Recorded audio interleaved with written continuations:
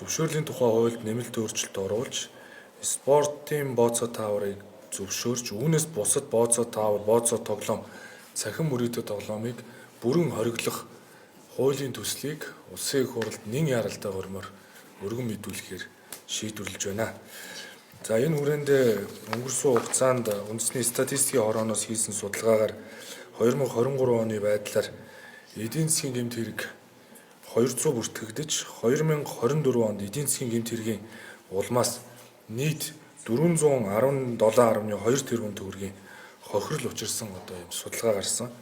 Үүний насны бүлгээр нь авч үзэх юм бол 18-аас 29 насны бүлэг 9.2%-ийг 47.7%-ийг нь 30-аас 39 насны бүлэг эзэлж байгаа.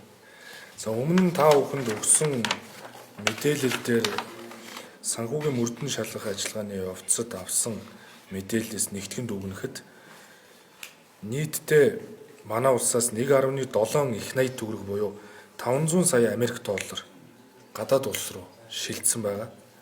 За 6,000-аас 77,000 доллар хүртэлх гэрээ байгуулж зөвхөн энэ цахим мөрөөдөө тоглоомын үйл ажиллагаа явуулдаг 1xBet-ээс манай улс руу зар сурчлагын зорилгоор 976 сая доллар шилжиж ирсэн. Нэгсэнтэй зар сурчлаганд буюу бүх төрлийн үйл ажиллагааг спонсорлох нэрийдлэр 1 сая хүрэхгүй долларыг гаднаас оруулж ирдэг хэрнээ гадагшаа 500 сая долларыг урсгаж байна гэсэн ийм тооцоол гарсан.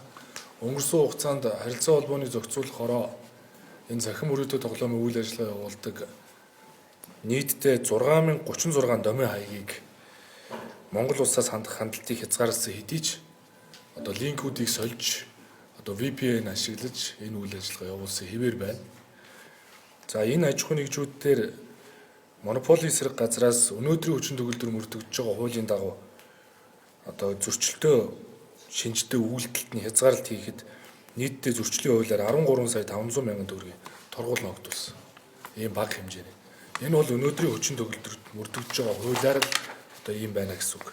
Тэгэхээр бид өнөөдөр зөвшөөрлийн тухай хуулинд өөрчлөлт оруулад зөвшөөрөл дээр дурддагдсан зөвшөөрөл аваад үйл ажиллагаа явуулж байгаа бүх төрлийн аж ахуйн нэгжүүдийг зөвшөөрлгүйгээр үйл ажиллагаа явуулж байгаа бүх төрлийн аж ахуйн нэгжүүдийг дээрэс нь цахим мөрөөдөө тоглоомын үйл ажиллагаа хөхүүлэн дэмждэг энэ агентийн нэртэй зуучлагчийн нэртэй үйл ажиллагаануудыг энэ хуулиар бүрэн хориглохоор их хурлд өргөн мэдүүлэхээр тогтож байна.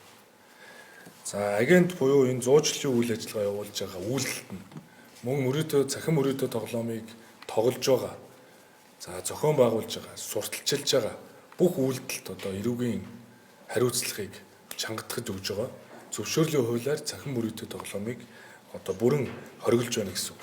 Тэгэхээр энэ хууль их хурлаар хэлэлцээд энэ хууль батлагдсанаараа бид энэ агентуудын үйл ажиллагааг бүрэн хориглоно. Дээрээс нь батлагдаад энэ хууль хэрэгжиж эхэлмэгц бид нэр iOS руу за мөн Apple Store руу за Meta компани руу хууль хэрэгжүүлээ гэдэг шаардлагыг тавьсны үндсэн дээр App Store-оор болоод iOS-оор болоод энэ бүх төрлийн цахим мөрөөдөө тоглоомын аппликейшнууд татагдах болно.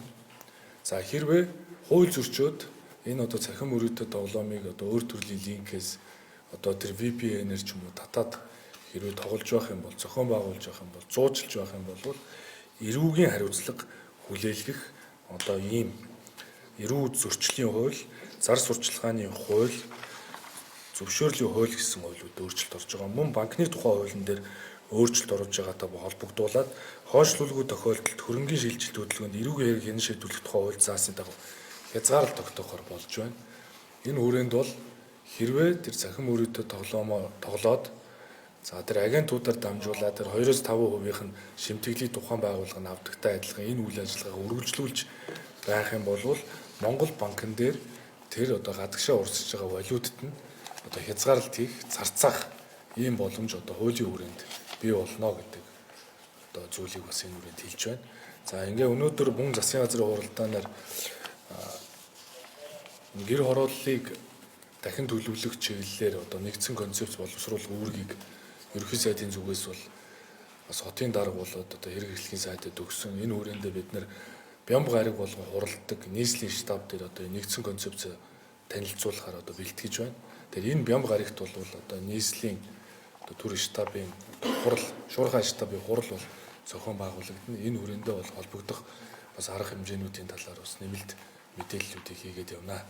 Ингээд за энэ хууль болон мөн одоо хууль хэрэгжүүлэх арга хэмжээний тогтоолын төслийг их хурлд одоо өргөн мэдүүлэхтэй холбогдуулаад одоо хууль зүйн дотоод хэргийн сайд Алтан гэрэл бас нэмэлт мэдээлэл өгнө.